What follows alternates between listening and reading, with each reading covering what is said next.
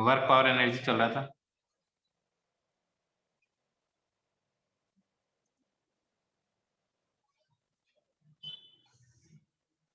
ठीक है, अब इसमें क्या था, वर्क पावर एनर्जी में मैंने कल पिछली क्लास में करवाया था, वर्क डन क्या है, फोर्स डॉट डिस्प्लेसमेंट। हमें अलग अलग टाइप के, पिछली क्लास में मैंने कांस्टेंट फोर्स के काम वर्क डन कैलकुलेट करना सिखाया था। आज मैं सिखा रहा हूं तुम्हें वेरिएबल के कारण, सबके कारण। पहली बात है work done by constant force, work done by constant force. तो देखो work done by constant force क्या होता है, आपको पता है एफ डॉट डी एस है। यहाँ पे फोर्स क्या चीज है, कांस्टेंट है, कांस्टेंट है। कांस्टेंट चीज हमेशा इंटीग्रेशन साइन के क्या आ जाती है, बाहर आ जाती है। डीएस का इंटीग्रेशन है। अब इसको एक चीज ऐसे समझो तुम, डीएस का इंटीग्रेशन क्या है, मान लो कोई ऑब्जेक्ट का जो पाथ है ना, वो ऐसे करके ऐसे जा रहा हो ऊपर, और इस पे जो कांस्टेंट फोर्स है ना, एफ फोर्स, इस डायरेक्शन में लग रहा है, इधर ही एफ लग रहा है। जैसे जैसे ऊपर चढ़ रहा था तो भी एफ ऊपर ही लग रहा था। क्या ये बात समझ में आई है? नहीं? तो आपको क्या लेना है इस केस में, इसका डिस्प्लेसमेंट लेना है। अब डिस्प्लेसमेंट कितना होगा, देखो इस पॉइंट पे फोर्स इधर, हल्का सा डिस्प्लेसमेंट डीएस इधर, फिर डीएस इधर, DS DS DS DS DS, इन दोनों को ज्वाइन कर दो तो ये सीधा डिस्प्लेसमेंट वेक्टर आ जाएगा। हाँ है ना, इनिशियल और फाइनल पोजीशन आ जाएगी सीधी की सीधी। या फिर मैं एक और एग्जांपल करवाता हूँ, जैसे ये ब्लॉक है, एम मास है, थोड़ी देर बाद में इस ब्लॉक मेटेलिक बॉब यहाँ पहुंच जाएगी, इस पे एफ फोर्स इधर लगा रहा हूँ, ये ऐसे गई होगी, कभी ना कभी ये यहाँ पे भी रही होगी, तब भी फोर्स इधर ही लग रहा है। क्या बात समझ में आ रही है? तो जो फर्क है इसके कारण, जब ये एंगल थीटा हो जाएगा, ये रस्सी की लेंथ एल है, तो इस पे फोर्स हमेशा इधर ही लगा रखा था, तो ये कांस्टेंट फोर्स है। क्यों? ना ही तो इसका मैग्नीट्यूड चेंज हो रहा है, ना ही इसकी क्या डायरेक्शन चेंज हो रही है, ना ही मैग्नीट्यूड चेंज हो रहा है इसका, और ना ही क्या डायरेक्शन चेंज हो रही है। तो वो फोर्स जिसका ना मैग्नीट्यूड चेंज हो ना डायरेक्शन चेंज हो, उसे हम क्या बोलते हैं, कांस्टेंट फोर्स बोलते हैं। अब देखो तो ये वर्क डन कितना आ जाएगा, फोर्स देखो कितना आएगा, work done force into DS करोगे, यहाँ पे डीएस डिस्प्लेसमेंट इधर होगा, क्योंकि फोर्स कांस्टेंट है तो इंटीग्रेशन साइन के बाहर आ जाएगा। हाँ है ना? क्या लॉजिक समझ में आ गया? आई वे बताओ, ये डीएस वेक्टर, ये डीएस वेक्टर, इन सारे डीएस वेक्टर का सम क्या आएगा? मेरे हिसाब से ये आ जाएगा। हाँ है ना, ये आ जाएगा इस वेक्टर, क्योंकि सारे छोटे छोटे वेक्टर का तो ये नेट डिस्प्लेसमेंट आ जाएगा। तो वर्क किसके बराबर हो गया, फोर्स डॉट सीधा डिस्प्लेसमेंट। अब मेरे को एक बात बताओ, ध्यान से देखना, इस फोर्स और इस डिस्प्लेसमेंट के बीच का वर्क कैसे कैलकुलेट करेंगे?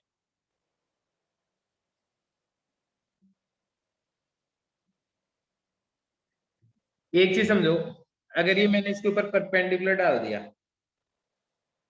ये एंगल कितना होगा, 90 माइनस। तो ये वाला एंगल क्या होगा,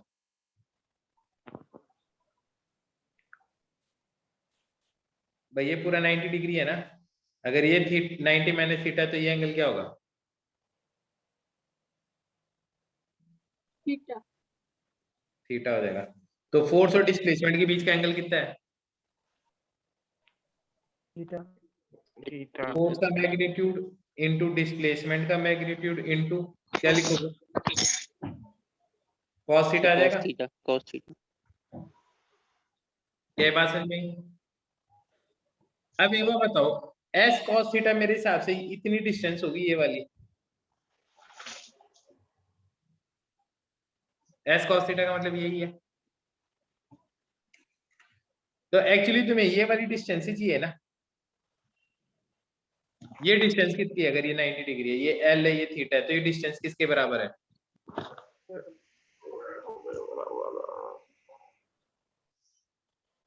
क्या है ये एल है, ये थीटा है, तो ये डिस्टेंस कितनी आ जाएगी? एल साइन थीटा आ जाएगी। तो एफ इंटू एस इन एस की जगह क्या लिखोगे? एल साइन थीटा लिखोगे, हाँ या ना? तो ये वर्क डन आ जाएगा। सिंपल तरीका बताता हूँ मैं तुम्हें, एक खास बात बताता हूँ। कांस्टेंट फोर्स लगा के अगर कोई ऑब्जेक्ट यूं चल के यूं चल के यूं चल के यूं चल के मान लो यहाँ पहुंच जाता, तो जो work done by constant force है ना, वो इंडिपेंडेंट ऑफ पाथ है। आप यूं जाके आओ, मान लो आपका फोर्स इधर लग रहा है, या आप यूं जाने के बाद में कुछ यूं जाने के बाद में यूं जाने के बाद में फिर यूं आ जाओ, क्योंकि डिस्प्लेसमेंट तो यही आना है ना आपका फाइनली। इनिशियल पोजीशन ये है और फाइनल पोजीशन ये है, तो डिस्प्लेसमेंट तो आपका यही आना है ना, और फोर्स तो है ही कांस्टेंट, आया ना? तो जो वर्क है वो क्या होना चाहिए? कांस्टेंट फोर्स के कारण जो वर्क है ना, वो क्या होना चाहिए? पाथ से इंडिपेंडेंट होना चाहिए या नहीं होना चाहिए? ऐसा होना चाहिए। होना चाहिए ना। तो जब पाथ से इंडिपेंडेंट है, तो एक चीज लिखो, work done by constant force is independent of path. Work done by constant force is independent of path and depends only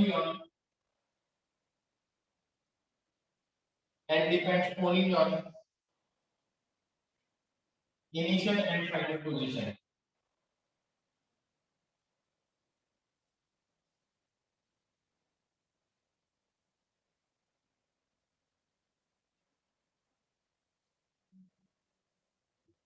And depends only on initial and final position. Work done by constant force is independent of path and depend on only initial and final position. क्या बात समझ में आ गई?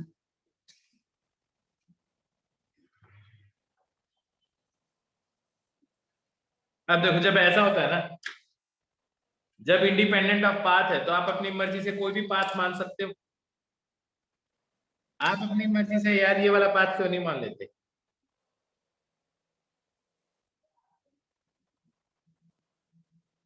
ये distance y मान लो और ये distance x मान लो, तो यहां से लेके यहां तक आने में कितना वर्क करना पड़ेगा?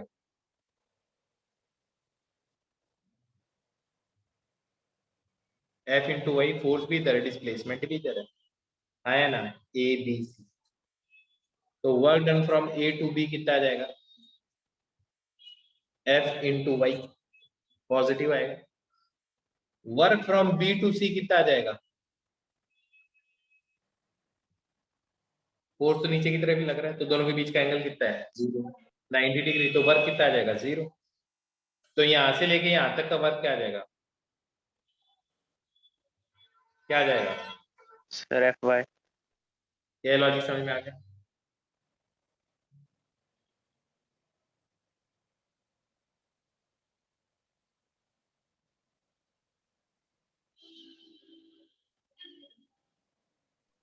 सर एक बार रिपीट कर दो। जो वर्क है कांस्टेंट के फोर्स के कारण, वो इंडिपेंडेंट ऑफ पाथ है, तो आप अपनी मर्जी से कोई भी पाथ मान सकते हो। तो ऐसा पाथ मानो ना, यहाँ से यहाँ तक तो वर्क आ जाएगा F इंटू वाई, और यहाँ से यहाँ तक का वर्क आ जाएगा 0, क्योंकि फोर्स इधर और डिस्प्लेसमेंट इधर है, और इधर फोर्स और डिस्प्लेसमेंट सेम डायरेक्शन में। क्या ये बात समझ में आई है? नहीं? ऐसे अपनी मर्जी से पाथ मान लो ना, ज्यादा आसान हो जाएगा ना सॉल्व करना। अभी भी नहीं आई बात समझ में? क्योंकि work done by constant force is independent of path है।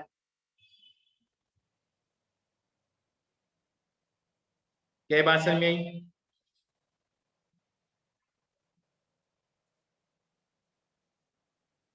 तुम लोगों को पता नहीं यार, बोलने में इतना जोर क्यों आ रहा है? यस सर आ गए। हाँ तो बोलो ना फिर।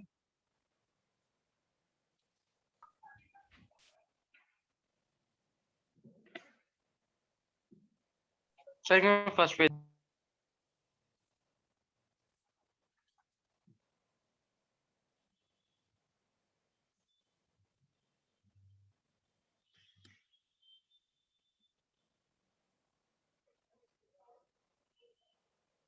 सर हो गया।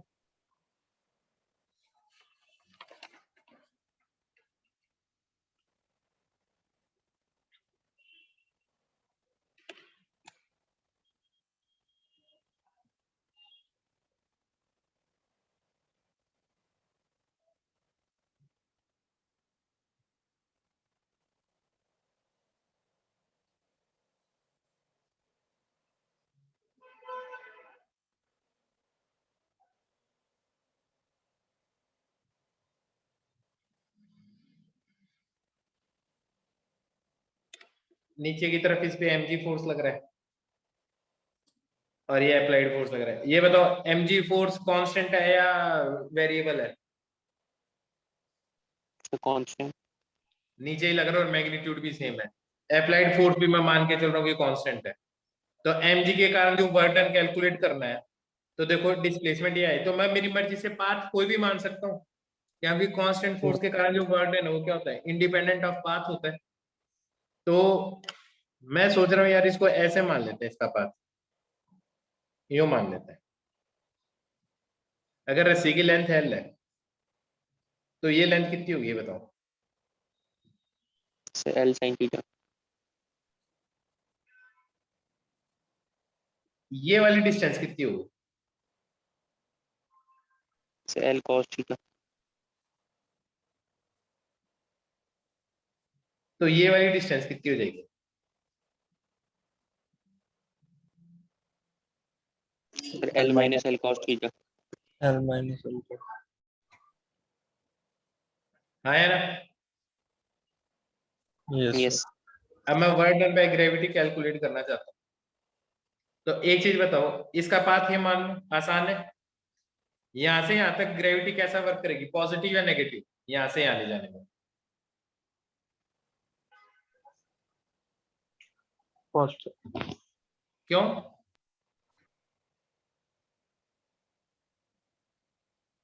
फोर्स किधर लग रहा है, mg किधर लग रहा है?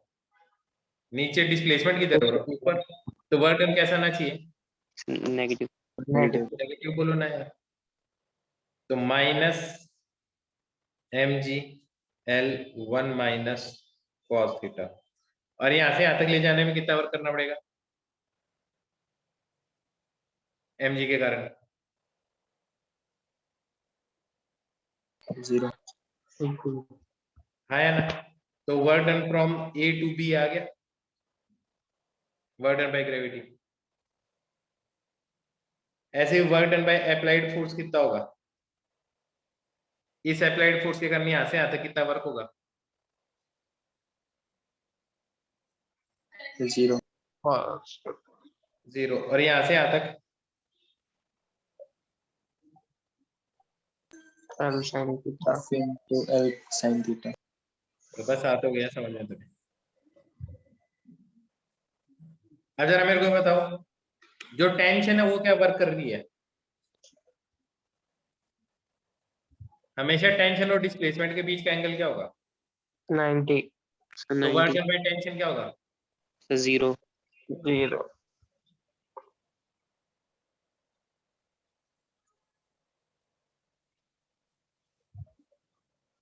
क्या लॉजिक समझ में आ गया?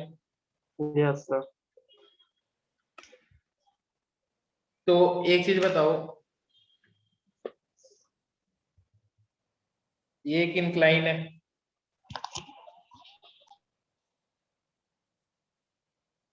इसके ऊपर ये m मास का ब्लॉक था,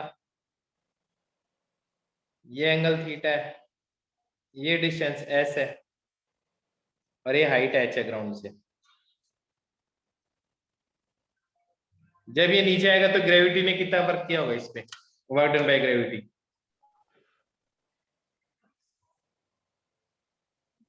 वर्क डन बाय ग्रेविटी कितना आएगा?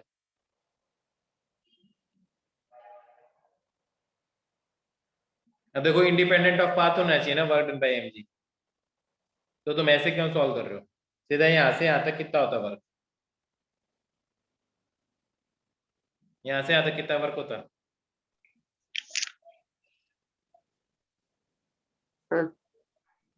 हाँ बोलो।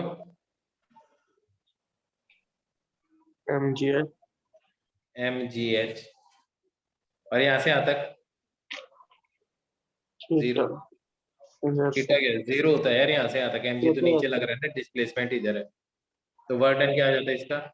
mgh आ जाता है।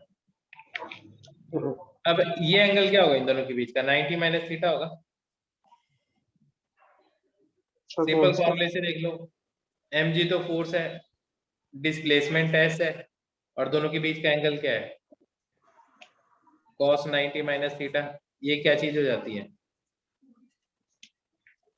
s sin theta.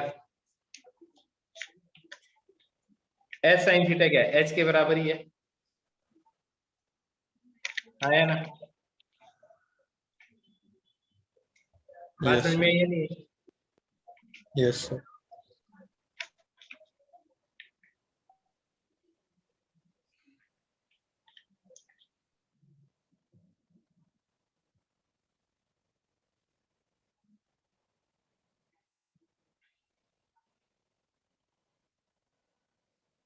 एक m मास का ब्लॉक है, उसको यहाँ से यहाँ ऊपर लेकर के, फिर यहाँ से नीचे, और फिर यहाँ से यहाँ तक, वर्क डन क्या आएगा? 0 या नॉन 0? 0 क्यों? 0 डिस्प्लेसमेंट 0। डिस्प्लेसमेंट बिल्कुल, mg के कारण वर्क डन 0 आएगा। तो ये लिख लो ये बात, ऐसे फोर्सेस जिनके कारण वर्क डन किसी भी क्लोज पाथ में 0 आए, उन्हें क्या बोलते हैं? कंजर्वेटिव फोर्स बोलते हैं। क्या बोलते हैं? Conservative force. Conservative force. क्या होता है कंजर्वेटिव फोर्स? देखो, these are the forces work done by which is independent of path. These are the forces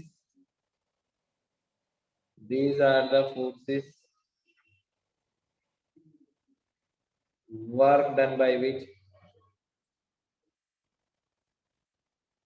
is independent of path and depends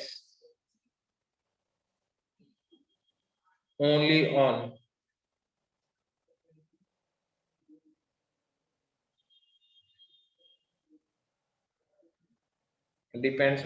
initial and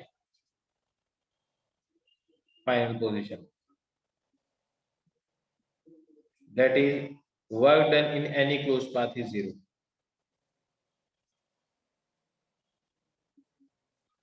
Work done by these forces in any closed path is 0. इन्हें क्या बोलते हैं? Conservative force बोलते हैं। ये definition आती है, पता होना चाहिए कंजर्वेटिव फोर्स क्या होता है। तो क्या होता है conservative forces? These are the forces work done by which is independent of path and depends only on initial and final position.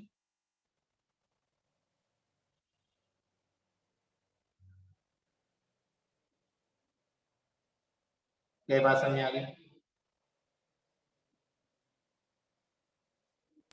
Yes sir. Yes, sir. बहुत बढ़िया बात है। तो ये बात बताओ, ग्रेविटेशनल फोर्स कंजर्वेटिव है या नॉन कंजर्वेटिव है? Sir conservative. कंजर्वेटिव। कंजर्वेटिव है भाई। Conservative. कांस्टेंट फोर्स के कारण work done independent of path होता है, अभी तो पढ़ा है। हाँ या ना? Yes sir. Yes, sir. तो लिख लो, all constant forces are always conservative in nature. All constant forces are always conservative in nature.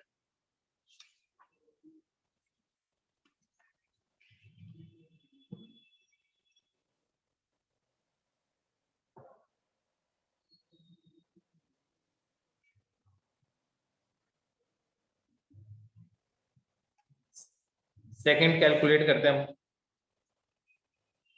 Work done bye a force of constant magnitude but its direction is changing। क्या ये बात समझ में आई है? नहीं, इससे पहले किसके कारण वर्क डन कैलकुलेट किया हमने?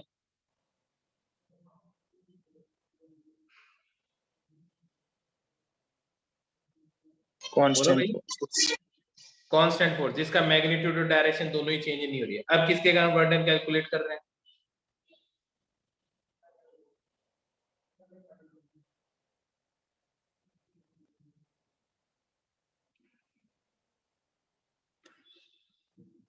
बोलो। इनकी डायरेक्शन चेंज हो रही है पर मैग्नीट्यूड नहीं हो रहा है। बिल्कुल सही बात है। ऐसा कोई फोर्स तुम जानते हो क्या जिसका मैग्नीट्यूड चेंज हो डायरेक्शन नहीं चेंज हो?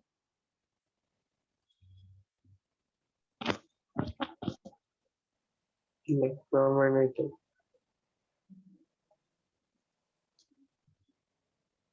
सुना है नाम ऐसा? फ्रिक्शन सुना है? Yes, sir. sir. फ्रिक्शन का जो मैग्नीट्यूड होता है वो क्या रहता है?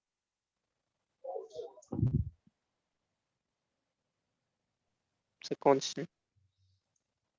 अब देखो बताता हूं। अगर मान लो एक ऑब्जेक्ट है, अगर ये इधर जाएगा तो इस पे फ्रिक्शन इधर लगेगा। तो Yes, sir. एक चीज है, अगर मैं इसको ऐसे सर्कल में घुमाऊं तो इस पे फ्रिक्शन किधर लग रहा होगा?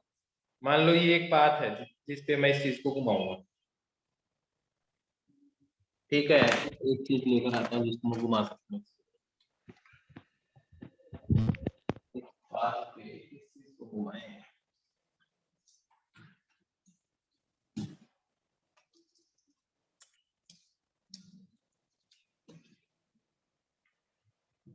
दिखाई दे गया? कलर कर देते हैं यार, पैरासीटामोल है।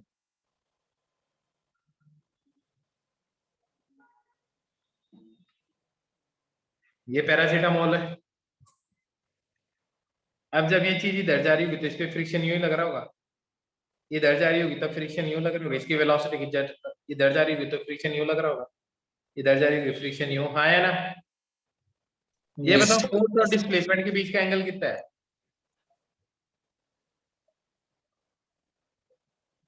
180. 180। तो वर्क डन पे फ्रिक्शन कैसा आता है? नेगेटिव। नेगेटिव ही आता है, तभी तो एनर्जी कम करता है किसी भी चीज की। हाँ या ना? Yes, Yes, sir. sir. खिसकने के कारण एनर्जी कम होती है ना। तो जो फोर्स ऑफ फ्रिक्शन है ना, वो लग रहा है मान लो म्यू इंटू नॉर्मल। म्यू एक कांस्टेंट दिया होता है दो सरफेस से, और एन क्या होता है? नॉर्मल रिएक्शन होता है। नॉर्मल रिएक्शन एक mg होता है, जो ग्राउंड ऊपर की तरफ फोर्स लगाता है उसे क्या बोलते हैं? Normal reaction. तो जो फ्रिक्शन लगता है वो किसके बराबर आता है? म्यू इंटू नॉर्मल होता है। क्या बात समझ में आ गई? Yes, sir. अब म्यू फिक्स्ड Yes, है sir. और नॉर्मल भी फिक्स्ड है, तो अब देखो ये ऐसे चलता जाएगा। तो देखो कैलकुलेट करने का तरीका देखो, वर्क किसके बराबर है? Force dot displacement. एक बार बताओ, क्या मैं इस एफ को इंटीग्रेशन साइन के बाहर निकाल सकता हूँ क्या? Yes, sir. कैसे निकाल सकता हूँ? कांस्टेंट चीज को निकाल सकते हैं, इसकी तो डायरेक्शन चेंज हो रही है, कहाँ कांस्टेंट है?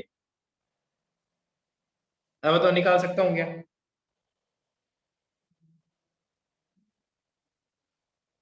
बोलो। Sir, force यहाँ पे constant लग रही है.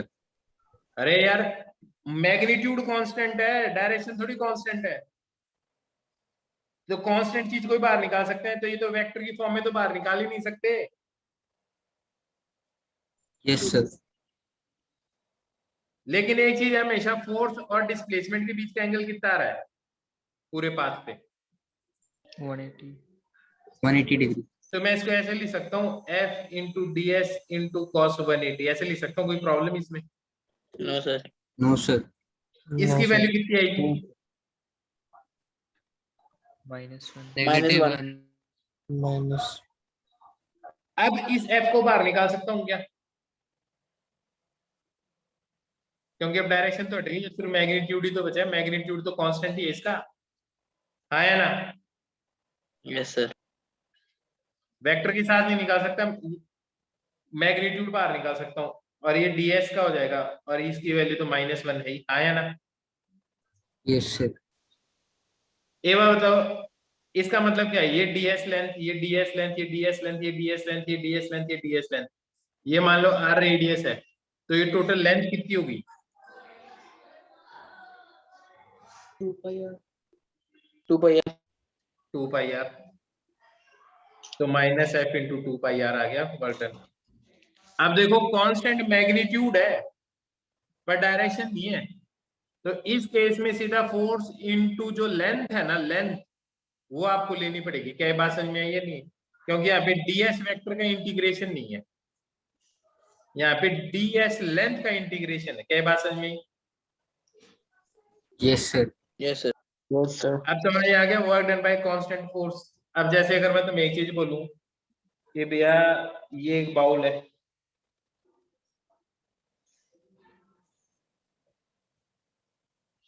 एक बाउल है, m मास है, मैं इस पे हमेशा फोर्स है ना पैरेलल टू द कांटेक्ट लगाता हूँ, मैग्नीट्यूड कांस्टेंट है, हाँ या ना? f मैग्नीट्यूड कांस्टेंट है, हमेशा पैरेलल टू द सरफेस लगाता हूँ। ये रेडियस r है, ये यहाँ से यहाँ चला जाएगा a से लेके b तक, तो work done by applied force कितना होगा?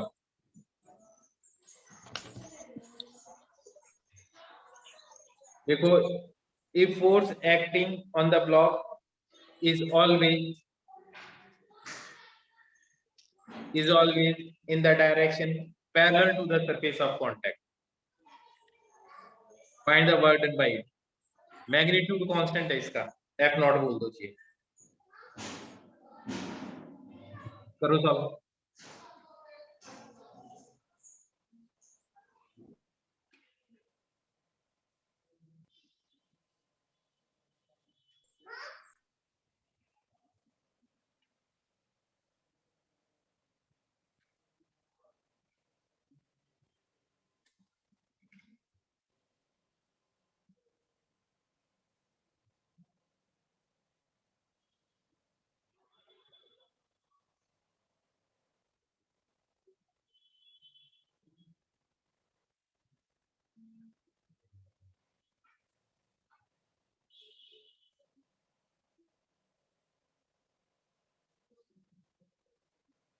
कर लिया सॉल्व?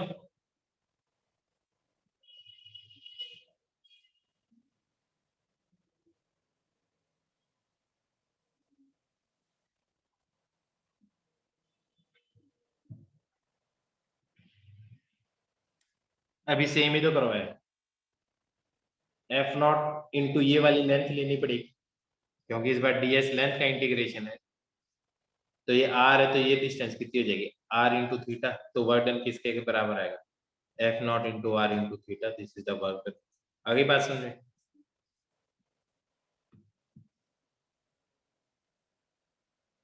हाँ भाई बोलो।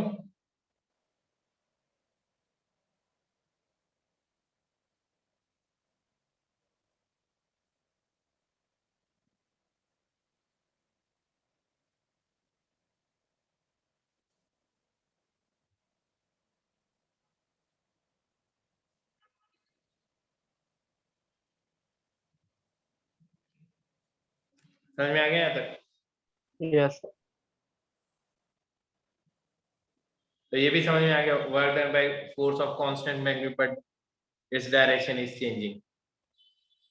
तीसरा है work done by variable force.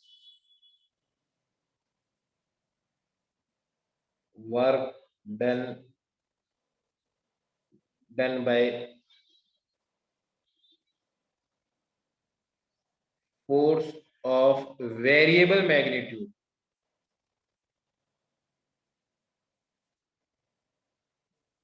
Magnitude but constant direction. Direction change नहीं होगी, सिर्फ मैग्नीट्यूड चेंज होगा। क्या ये बात समझ में आई?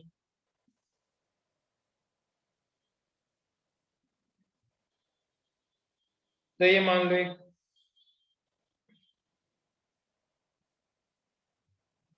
इसके ऊपर इधर जो फोर्स लग रहा है ना, वो लग रहा है k इंटू एक्स, 0 1 2 3 4 5 6 7। एक बार बताओ, जब ये 4 पे होगा तब इस पे कितना फोर्स लग रहा होगा?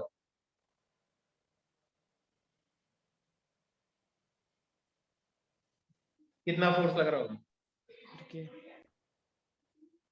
4 के। 2 पे होगा तो, और 3 पे होगा तो 3 के। 3 पे। अब हर मोमेंट पे अलग अलग फोर्स लग रहा है, तो x डिस्टेंस पे होगा तो कितना फोर्स लगेगा? k into x. अगर हल्का सा dx चल जाए, हल्की सी लेंथ dx चल जाए, तो फोर्स में क्या चेंज आएगा? ऑलमोस्ट नेग्लिजिबल सा ही चेंज आएगा। जैसे मेरे को ये बताओ, फोर्स 4 पे तो 4 के आ गया, और हल्का सा चला तो प्लस 0.0000000000000 थक गया मैं लिखता लिखता। अब बताओ फोर्स में कोई चेंज आया है क्या? लगभग नेग्लिजिबल चेंज। नेग्लिजिबल हाँ, चेंज है। तो इतनी सी डिस्टेंस के लिए मैं इस फोर्स को कांस्टेंट मान सकता हूँ dx लेंथ के लिए। इस dx लेंथ के लिए फोर्स Yes, को sir. 4k मान लूं। Yes sir. Yes, sir. तो इतना हल्का सा चलने के लिए, dx चलने के लिए वर्क कितना होगा? dw थोड़ा सा वर्क होगा, f इंटू dx, है ना? और यहाँ पे फोर्स कितना मान लूं? x डिस्टेंस पे, मतलब dx लेंथ के लिए फोर्स को मैं कांस्टेंट ही मान रहा हूँ, dx k इंटू एक्स, है ना? क्या ये बात समझ में आई? Yes, sir. अब ऐसे थोड़ा थोड़ा थोड़ा थोड़ा इन सब का वर्क, थोड़े थोड़े वर्क को ऐड कर दूं तो टोटल वर्क डन आ जाएगा।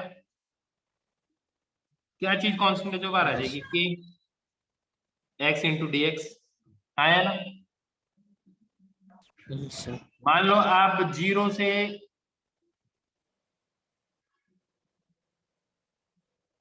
से मान लो 5 तक जाते हो तो कितना वर्क करना पड़ेगा? एक्स का इंटीग्रेशन क्या होगा? एक्स स्क्वायर बाय 0 से 5 तक लिमिट पुट कर दो, और अगर जनरल आंसर निकालना है तो क्या आ जाएगा? ये एक्स स्क्वायर आ जाएगा, वर्क डन, आया ना? 0 से लेके एक्स तक। यस क्या सर। बात समझ आ गई? Yes. पक्का? Yes. आपको सॉल्व करना है एक और क्वेश्चन। आप जो फोर्स लगा रहे हो वो लगा रहे हो k इंटू एक्स स्क्वायर, 1 से लेके 3 तक जाने में कितना वर्क करना पड़ेगा? सॉल्व करके बताओ। 1 से लेके 3 तक जाने में जो वर्क करना है, कैलकुलेट करना है, वो सॉल्व करके बताओ।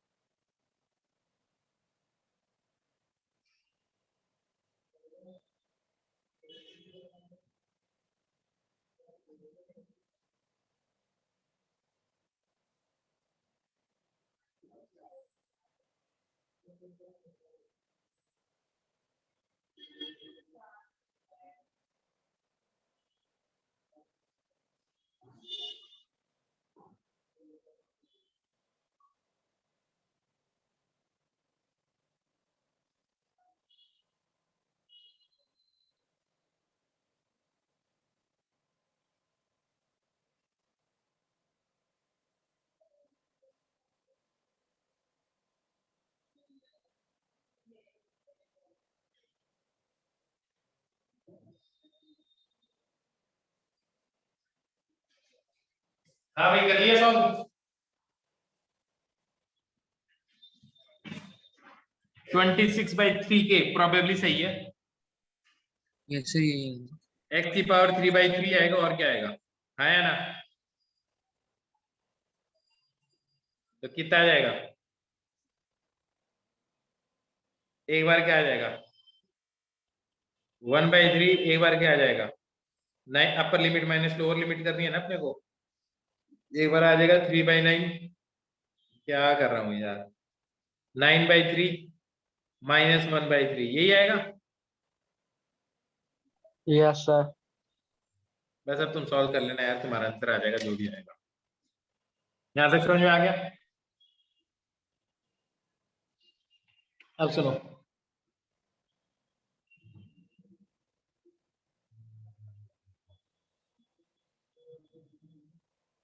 अब लिखो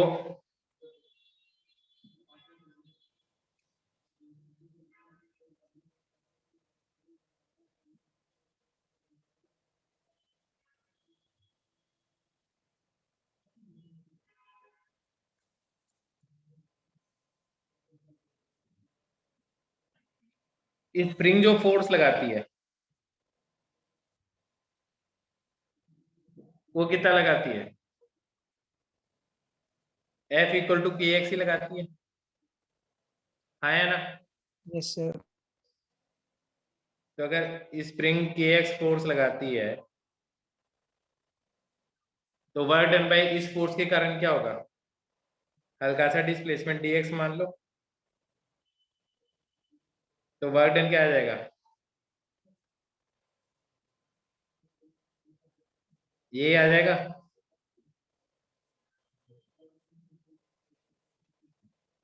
जीरो से लेके x तक, तो वर्क डन क्या आ जाएगा, हाफ के एक्स स्क्वायर आ जाएगा। क्या बात समझ में आई है? नहीं, एक सिमुलेशन दिखा रहा हूं तुम्हें, ठीक है? ये लिख लो work done by spring, variable force है के एक्स लगता है, कैलकुलेट करवाया अभी।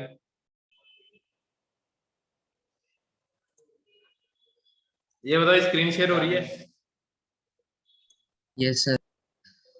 ठीक Yes. है, अब देखो ये स्प्रिंग है, ठीक है? अगर मान लो, और एक चीज देखो तुम, अभी स्प्रिंग कितने से कंप्रेस हुई है, बोलो बेटा, 1 मीटर से, अब कितने से कंप्रेस हुई है, 2 मीटर। 2 मीटर. पहले ये बताओ स्प्रिंग इस ब्लॉक पे पॉजिटिव वर्क कर रही है नेगेटिव कर रही है, अभी Negative. नेगेटिव कर रही है, तो कितना वर्क किया, 2 meter.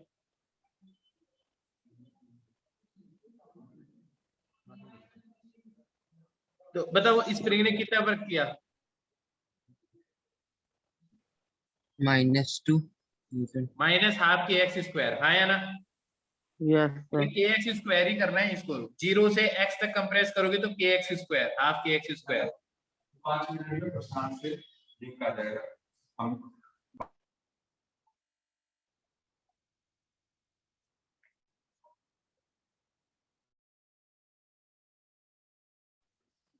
हाँ, तो वर्क डन बाय स्प्रिंग क्या आ जाएगा? हाफ के एक्स स्क्वायर आ जाएगा। क्या बात समझ में आई है? नहीं? अभी देखो स्प्रिंग अभी कैसा वर्क कर रही है? नेगेटिव।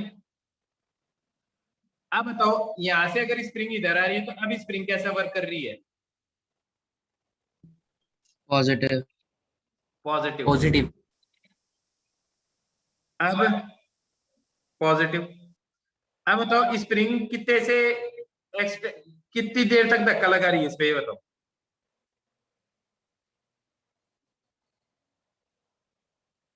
इसके बाद में नहीं लगाएगी ना स्प्रिंग फोर्स, हाँ या ना? जैसे नेचुरल लेवल में है उसके बाद में फोर्स नहीं लगाएगी। यस। तो क्या ये बात समझ में आ गई तुम्हें? तो यहां से लेके यहां तक स्प्रिंग ने कितना वर्क किया होगा? ये कितना है? चलो अब बताओ अब स्प्रिंग कितना वर्क करेगी 4 मीटर तक इसको डिस्प्लेस करने के लिए? हाफ के एक्स स्क्वायर, के कितना है? 1.